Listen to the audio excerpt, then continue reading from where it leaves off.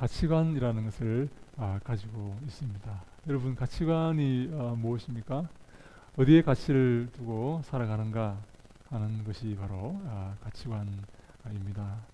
요즘 여러분 사람들이 어디에 가치를 두고 무엇을 중요하게 생각하고 살아가고 있습니까? 저는 이 동서고금을 막론하고 이 돈 문제, 이 경제 문제가 우리의 삶에 너무나 중요한 관건이 아닌가 하는 생각을 항상 하고 있습니다. 우리 주변에서 심심치 않게 돈으로 안 되는 게 있는가 하는 그런 말들을 우리가 듣지 않습니까? 돈이 말을 하는 그런 시대 아닙니까? 비록 우리가 어렵게 산다 할지라도 이전에는 이렇게 좀 달랐다면 이 경제 만능주의, 경제를 가장 중요하게 생각하는 그런 시대가 점점 이렇게 다가오고 있는 게 아닌가 하는 생각을 해봅니다. 초대교회도 이런 일들이 많이 있었습니다. 부자가 이렇게 교회에 들어오면 사람들이 좋아하고 가난한 자가 교회에 들어오면 이 사람들이 외면하는 그런 경우가 있었습니다. 그래서 바울이 그것을 이렇게 꾸짖고하는 그런 우리 야고보서의 그런 내용들이 나오지 않습니까? 근데 이 돈 문제, 이 경제 문제, 이 돈이 힘이 되는 이 문제가 이 사회를 지배하고 있다면 교회는 그렇지 않습니다. 교회는 무엇이 지배하는가 하면 교회는 이 하나님의 은혜가 지배하는 그런 곳이 바로 교회다라고 말씀을 드릴 수가 있습니다. 저 세상은 돈이 지배하고 돈이 힘을 쓰는 그런 곳이라면 교회는 하나님의 은혜와 하나님의 사랑과 믿음이 말을 하는 그런 곳입니다. 그래서 교회는 저 세상으로부터 불러냄을 받은 자들의 모임이다, 이렇게 말씀을 할 수가 있는 것이죠. 그래서 오늘 본문에 보니까 믿음으로 모세는 장성하여 바로의 공주의 아들이라 칭함받기를 거절하고 라고 이렇게 말하고 있습니다. 모세의 믿음을 지금 이 본문이 우리에게 지금 얘기를 하고자 하는 것이죠. 모세가 어떤 힘을 가졌는가, 모세가 어떤 사람이었는가를 이렇게 우리가 어떤 이 땅에서 존재였는가를 얘기하는 게 아니라 모세에게 어떤 믿음이 있었는가 하는 것을 이 히브리서 11장에서 지금 조명하고 있습니다. 여러분 아시겠습니까? 성경이 지금 무엇에 주목하고 있는지 아시겠습니까? 무엇을 평가하고 있는지 아시겠습니까? 하나님께서 우리 어떤 면을 보시고 어떤 면을 평가하시는지 아시겠습니까? 바로 우리의 믿음입니다. 하나님의 은혜로 주어지는 그 믿음의 실천, 그것을 지금 성경은 주목하고 있습니다. 근데 보니까 모세는 장성하여 바로의 공주의 아들이라 칭함받기를 거절하였다라고 이렇게 말을 하는데 왜 모세가 이 바로의 공주의 아들이라는 이 칭호, 이 장차 애굽의 이 궁궐에 왕자가 되고 바로의 후계자가 될 수 있는 자리를 내팽개치고 하나님의 백성과 함께 이렇게 고난받기를 기뻐하였는가 하는 거기에 지금 성경은 초점을 두고 있습니다. 바로 이것이 바로 성경이 말하는 믿음이다라는 그런 말씀입니다. 그가 누리고 가지고 있고 사용할 수 있는 그 힘을, 이 땅에서의 힘을 내려놓고 주님이 기뻐하시는 삶을 살고자 결단을 내리는 그 힘, 그 길, 그것이 바로 믿음이다라고 성경이 우리에게 말씀하고 있습니다.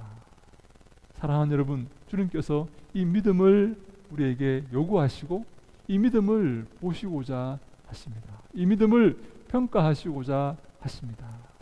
우리에게 믿음이 있는가? 이 믿음을 내가 가지고 있는가? 아니면 믿음이 없이 세상에 휩쓸려서, 세상에 떠밀려서 세상의 가치관을 가지고 이 땅에서 기뻐하며 감사하며 이 땅에서 기뻐하며 살아가고 있는가 하는 것을 지금 성경이 우리에게 지금 평가하고 있는 것입니다. 히브리서 11장 6절에 이런 말씀이 있습니다. 믿음이 없이는 하나님을 기쁘시게 하지 못하나니 하나님께 나아가는 자는 반드시 그가 계신 것과 또한 그가 자기를 찾는 자들에게 상 주시는 이심을 믿어야 할지니라. 아멘. 이 믿음이 없이는 이 땅의 평가가 아닌, 이 땅의 어떤 기준이 아닌 하나님의 말씀과 하나님의 그 은혜를 추구하는 이 믿음이 없이는 하나님을 기쁘시게 할 수가 없다는 것입니다. 이 땅의 것들로는 하나님을 기쁘시게 할 수가 없다는 것입니다. 믿음이 있어야지 하나님을 기쁘시게 할 수가 있습니다. 그리고 하나님께 나아가는 자는 반드시 이 믿음을 하나님께 보여드려야 됩니다. 하나님 앞에 이 믿음을 내어놓아야 합니다. 이 믿음이 없다면 아무도 하나님을 기쁘시게 할 수가 없습니다. 하나님은 오늘도 우리에게 이 믿음을 요구하십니다. 여러분과 저에게 어떤 믿음을 갖고 있는지 내게 그 믿음을 보이라고 우리에게 말씀하고 계십니다.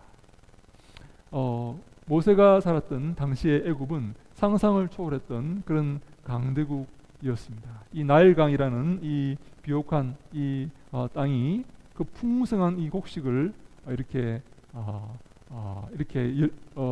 제공했기 때문에 많은 이 고대 근동의 이 나라와 이 민족들이 이 애굽에 들어와서 그들의 노예로 이렇게 살았습니다. 흉년이 될 때 이런 풍성한 이런 곡식이 없는 그런 땅에 살던 사람들은 자연적으로 애굽에 흘러 들어와서 노예가 되고 애굽은 점점 강성한 그런 나라가 되어갔던 것입니다. 근데 모세는요, 그 강대국, 상상을 초월했던 그 강대국 애굽에서 왕자로 애굽의 궁전에서 왕자로 이렇게 살았습니다. 더 이상 자랑할 만한 것이 있을 수가 있겠습니까? 이 애굽의 궁전에서 왕자로 살아가는 것보다, 그래서 앞으로 장차 이 바로가 되는 그런 애굽의 왕이 되는 그런 이 모세의 이 자리보다 더 자랑할 만한 자리가 있겠습니까?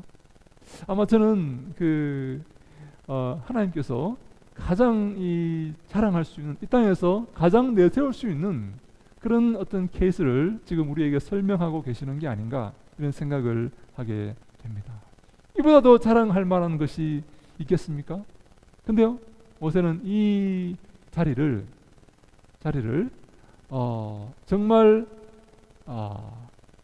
정말 의심 없이 이 자리를 아무런 그런 소망 없이 이 자리를 내팽개쳐 버립니다. 무엇을 위해서 이 자리를 버립니까? 바로 하나님의 백성과 함께 고난 받는 것을 위해서, 저 애굽의 노예들, 애굽의 종살이하면서 살아가는 저 피폐하고 고난 받는 저 하나님의 백성들과 함께하기 위해서 이 애굽의 궁전의 왕자의 자리를 미련 없이 버리는 것입니다. 이게 여러분 인간적으로 가능한 일입니까? 저 애굽의 저 왕자의 자리와 저 고난받고 두들겨 맞고 핍박당하는 저 노예들과 함께하는 그 자리, 이것이 여러분 비교가 될 수 있는 것입니까? 어떻게 모세는 그 애굽의 왕좌의 그 자리를 이렇게 버리고 저 고난받는 저 백성들과 함께 살고자 했을까요? 바로 그것이 모세의 믿음이었습니다. 그것이 바로 하나님이 모세에게 원하는 삶이었습니다. 모세는 하나님의 뜻을 알고, 물론 그것은 제가 이 모세의 어머니 요게벳의 그런 이 영향이 아니었나 이렇게 추측은 하지만 하나님은 그 모세에게 그러한 믿음을 주시고 모세는 장성하여서 이제 일을 시작할 때에 하나님 백성들과 함께 고난받는 것을 기꺼이 선택하고 그 길을 걷고 있는 것입니다. 이것이 바로 믿음입니다. 사랑하는 여러분, 이 땅을 살아갈 때 중요하게 우리가 여겨야 되는 것이 바로 이것입니다. 하나님이 무엇을 기뻐하시는가? 하나님께서 원하시는 것이 무엇인가? 하나님께서 나를 향한 세우신 그 계획이 과연 무엇인가 하는 것을 우리가 깊이 생각하고 그 길을 걸어가야 됩니다. 그것이 바로 주님이 기뻐하시는 길이요 주님께 영광 돌리는 길이기 때문입니다. 이 땅의 삶을 마치고 우리가 주 앞에 섰을 때에 주님께 평가를 받게 될 것입니다. 주님은 우리를 평가하실 것입니다. 무엇이 주님께 평가받을 수 있는 그런 제목과 주제가 되겠습니까? 우리가 주를 의지하고 주님이 기뻐하시는 삶을 살아가는 것, 바로 그것이 우리를 주 앞에서 평가받게 하는 것입니다. 25절에 보니까 도리어 하나님의 백성과 함께 고난받기를 잠시 죄악의 낙을 누리는 것보다 더 좋아하고 라고 이렇게 표현합니다. 모세가 무엇을 더 좋아했다고요? 하나님의 백성들과 함께 고난받는 것을 더 좋아했다라고 설명합니다. 잠시 죄악의 낙을 누리는 것보다, 여기서 여러분 중요한 말이 바로 잠시라는 말입니다. 이 죄악의 낙은 이 땅에서의 이 기쁨과 쾌락은 잠시 후면 없어질 것입니다. 잠시 누리는 것입니다.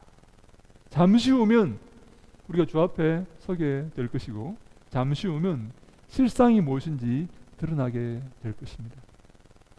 잠시 죄악의 낙을 누리는 것과 영원히 하나님께 칭찬받는 것, 주님이 기뻐하시는 삶과 이 사이에서 우리가 선택을 해야 되는 것입니다.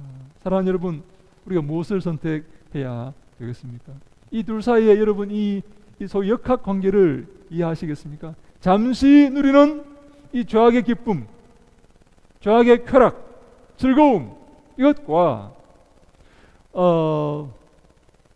영원히 누리는 기쁨과 이 하나님의 영광 돌리며 얻는 이 상, 이 둘 사이의 이 관계를 여러분 잘 이해하시겠습니까? 여러분, 우리 헬라어에 그런 말이 있습니다. 쉬네시스라는 말이 있는데요, 이 총명이라고 번역되는 이 말입니다. 쉬네시스라는 말인데요, 이 말은 쉰이라는 말과 이 에임이라는 이엠이라는 말입니다. 이엠이라는 말이 결합되어서 만들어진 말입니다. 여러분, 쉰이라는 말은요, 함께라는 말입니다. 함께. 어떤 사물을 이렇게 함께 놓고 설명해 낼 수 있는 이 이엠이라는 말은 존재하다라는 말의 의미입니다. 그러니까 이 함께 존재하는 것을 설명하고 이해할 수 있는 힘, 바로 그것을 슈네시스, 총명이다, 이렇게 번역을 합니다. 여러분, 총명이 있습니까? 총명을 갖고 계십니까? 이 잠시 누리는 이 죄악의 삶, 죄악의 즐거움과 이 땅에서 우리가 잠시 고난당하면서 영원히 누리는 행복과 즐거움, 잠시 누리는 쾌락과 영원히 당할 고통을 여러분 보시고, 잠시 당할 고통과 영원히 누릴 행복을 함께 놓고 우리가 이 관계를 여러분 이해하시겠습니까? 무엇을 선택해야 될지, 무엇이 옳은 것인지, 무엇이 바람직한 것인지, 무엇이 우리가 나아가야 할 방향인지 이해하시겠습니까? 이것을 이해할 수 있다면 그 사람은 지혜로운 사람입니다. 총명한 사람입니다.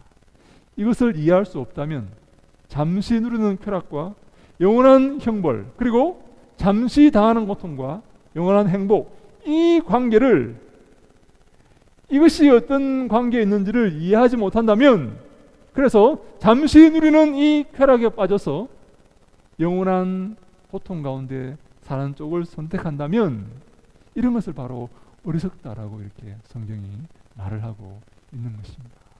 사랑하는 여러분, 우리가 무엇을 선택해야 되겠습니까? 믿음으로 모세는 잠시 당하는 고통과 영원한 행복을 선택하였습니다. 하나님 말씀을 듣고 그 말씀에 순종하는 것을 선택하였습니다. 주께서 원하시는 그 삶을 선택하였습니다. 그래서 잠시 누리는 이 죄악된 쾌락을 외면하고 이것 대신에 잠시 받는 하나님의 백성들과 함께 받는 그 고난을 선택을 한 것입니다. 이것을 더 좋아한 것입니다. 여러분, 우리가 무엇을 더 좋아해야 되겠습니까? 잠시 당하는 고통, 그리고 영원한 행복을 추구하고 선택하고 이것을 좋아해야 됩니다. 그것이 바로 지혜로운 삶입니다. 하나님 알지 못하는 사람들은, 이 땅에 속한 사람들은 당연히 잠시 누리는 죄악된 쾌락을 선택할 것입니다. 그리고 영원한 행복을 받게 될 것입니다.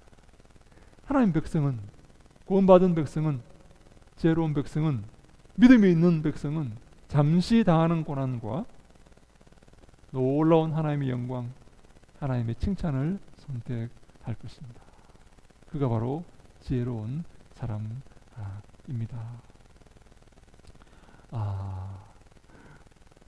저는 우리 모두가 이런 하나님의 은혜와 하나님의 이 구원을 받은 그런 존재들이라고 믿습니다. 우리는 이 잠시 당하는 고난을 선택하였습니다.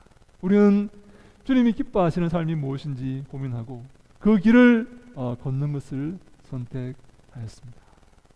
이것은 바로 하나님의 은혜이고 하나님의 큰 사랑이 아닐 수가 없습니다. 에베소서 2장 1절로 2절 말씀에 그는 허물과 죄로 죽었던 너희를 살리셨도다. 그때 너희는 그 가운데서 행하여 이 세상 풍조를 따르고 공중에 권세 잡은 자를 따랐으니 곧 지금 불순종의 아들들 가운데서 역사하는 영이라 라고 이렇게 말하고 있습니다. 우리가 이전에는 이런 불순종 가운데서 공중에 권세 잡은 자의 이 지시를 받고 거기에 따라 살았지만 하나님께서 우리를 살리셔서 우리를 알게 하셔서 참된 길을 알게 하시고 참된 복락을 알게 하시고 참된 기쁨을 알게 하신 것입니다. 그래서 우리가 이 시간 예수를 믿고 이 좁은 길을 걷고 있고 주님이 기뻐하시는 삶을 살기 위해서 애쓰고 노력하며 고민하고 있는 것입니다. 사랑하는 여러분, 이 모세가 이 하나님의 이 길을 더 사모하고 이것을 더 좋아해서 이 길을 모든 것을 버리고 이 땅의 것들을 다 버리고 마치 바울이 이 땅의 모든 것들을 배설물처럼 버렸다고 이렇게 고백했듯이 모세도 그가 갖고 있는 모든 지위와 모든 이 땅에 잠시 누리는 죄악된 쾌락을 다 벗어버리고 다 배설물처럼 쓰레기처럼 버려버리고 주님이 기뻐하시는 그 길을 향해서 걸어갔던 것입니다. 그래서 이 주님께 칭찬받는 그런 삶을 살게 된 것이죠. 근데요, 26절에 보니까 이런 말씀을 또 하고 있습니다. 그리스도를 위하여 받는 수모를 애굽의 모든 보화보다 더 큰 재물로 여겼으니 이는 상 주심을 바라봄이라. 아멘. 이 길이 바로 그리스도를 위해서 받는 수모요, 고난이라는 것입니다. 그리스도를 위해서 받는 이 수모를 애굽의 모든 재물과 모든 영화보다 더 큰 재물로 여겼다는 것입니다. 이게 더 큰 재물이라는 것이죠. 이게 더 큰 기업이라는 것입니다. 이게 더 큰 가치라는 것입니다. 이 땅에서 잠시 누리는 이 죄악된 이 쾌락이 더 큰 가치가 아니라, 더 큰 재물과 더 큰 기쁨이 아니라 주를 위해 받는 고난과 슬픔이 더 큰 재물이고 더 큰 가치라는 것입니다. 이것을 볼 수 있습니까? 이것을 볼 수 있어야 됩니다. 이것을 그래서 선택할 수 있어야 됩니다. 그가 바로 주님이 기뻐하시는 복된 사람입니다. 왜냐하면 그에게 주님의 상이 주어질 것이기 때문입니다. 주님께서 그에게 아름다운 상을, 큰 복락과 큰 영광을 그에게 주실 것이기 때문입니다. 모세가 바로 그것을 본 것입니다. 그리스도를 위해 받는 이 수모를, 하나님을 위해서 받는 이 수모를 애굽의 이 모든 재물과 쾌락보다 더 크게 여겼습니다. 더 큰 재물로 여겼습니다. 주님께서 상을 주실 것이기 때문입니다. 사랑하는 여러분, 우리는 특별히 이 땅에서 이 가난한 자들과 함께하는 이 모세의 삶을 기억하며 이 땅에서 주님이 기뻐하시는 길을 걸어야 됩니다. 우리 잠언에 보면 이런 말씀이 있습니다. 가난한 자를 불쌍히 여기는 것은 여호와께 구워 드리는 것이니 그의 선행을 그에게 갚아 주시리라 하는 말씀이 있습니다. 모세가 주를 위해서 이 가난한 자들과 그들과 함께 고난받고 그들과 함께 살면서 그리스도의 뒤를 따랐던 그 삶을 하나님께서 갚아 주신다는 것입니다. 그 고난과 슬픔과 외로운 삶을 하나님께서 갚아 주시고 인정해 주신다 하는 것입니다. 여러분, 이 가난한 자들과 함께하는 주님이 기뻐하시는 이 삶에 대해서 성경은 많은 보상을 약속하고 있습니다. 히브리서 13장 2절에는요, 손님 대접하기를 잊지 말라. 이로써 부지 중에 천사들을 대접한 이들이 있느니라 라고 말합니다.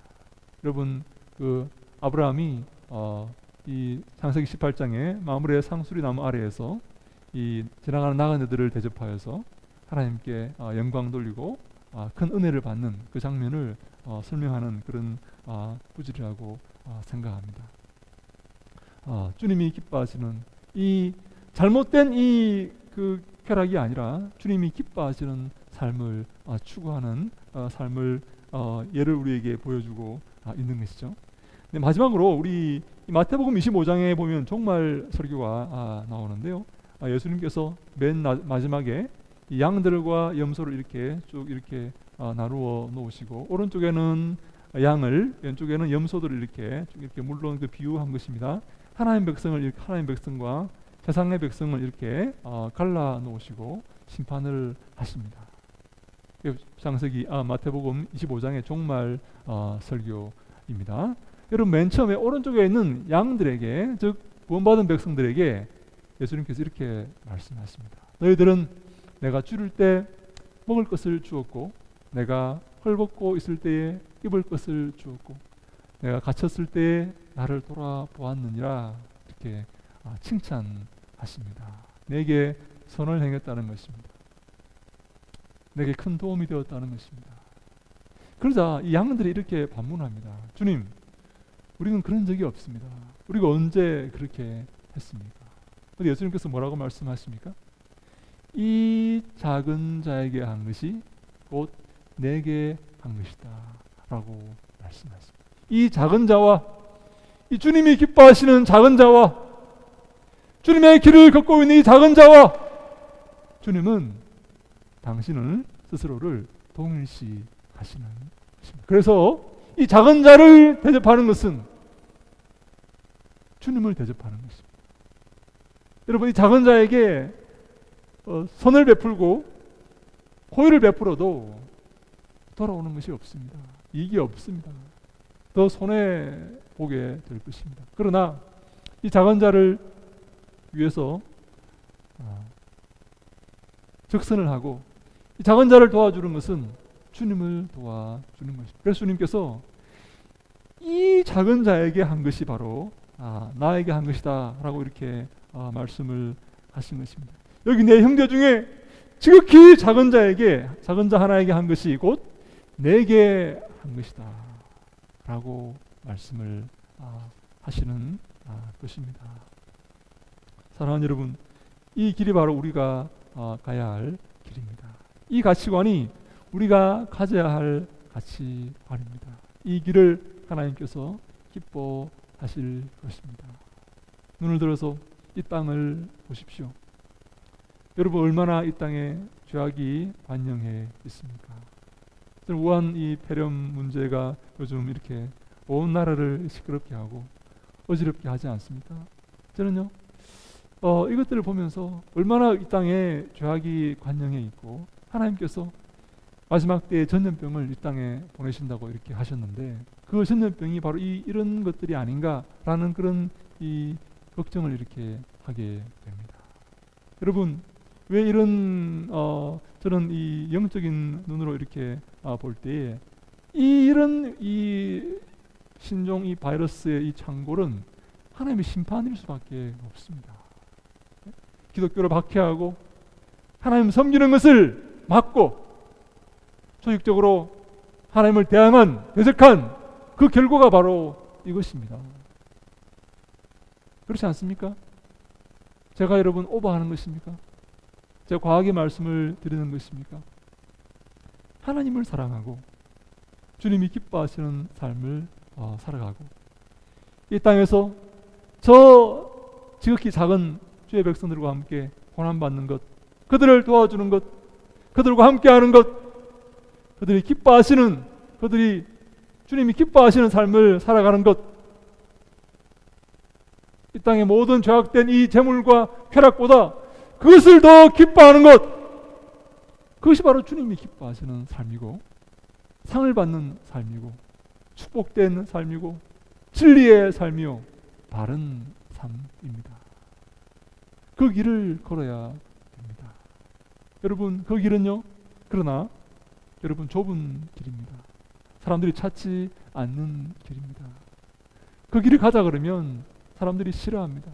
넓은 길, 쾌락의 길, 즐거움의 길, 죄악의 길, 편한 길, 사람들은 그 길을 기꺼이 찾고 그 길을 걷고자 하지, 이 좁은 길, 불편한 길, 가난한 길, 고난의 길, 슬픔의 길, 외로운 길, 이 길을 사람들은 찾고자 하지 않습니다. 외면합니다. 십자가의 길, 그리스도의 뒤를 따르는 이 길을 이 땅은 외면하고 많은 그리스도인들이라고 하는 그런 사람들도 외면하고 있습니다. 그러나 사랑하는 여러분, 그 길을 걸으셔야 됩니다. 그 좁은 길, 주님이 기뻐하시는 길을 걸으셔야 됩니다. 그 길 끝에는 상이 기다리고 있습니다. 주님께서 상을 주실 것입니다. 영원한 천국에서 상을 얻게 될 것입니다. 동산예수교회 모든 성도님들은 이런 상을 받는 일에 결코 소홀히하지 마시기 바랍니다. 이 상에서 여러분 이 상에서 떨어지시면 안 됩니다. 우리 모두는 주님께 칭찬받는 그런 삶을 사셔야 됩니다. 주님이 기뻐하시고 주님께 영광 돌리는 삶을 사셔서 주님께 영원히 칭찬받고 주의 영광 가운데서 영원한 천국에서 행복하게 살아가시는 우리 모두가 다 될 수 있기를 주님 이름으로 간절히 축원합니다.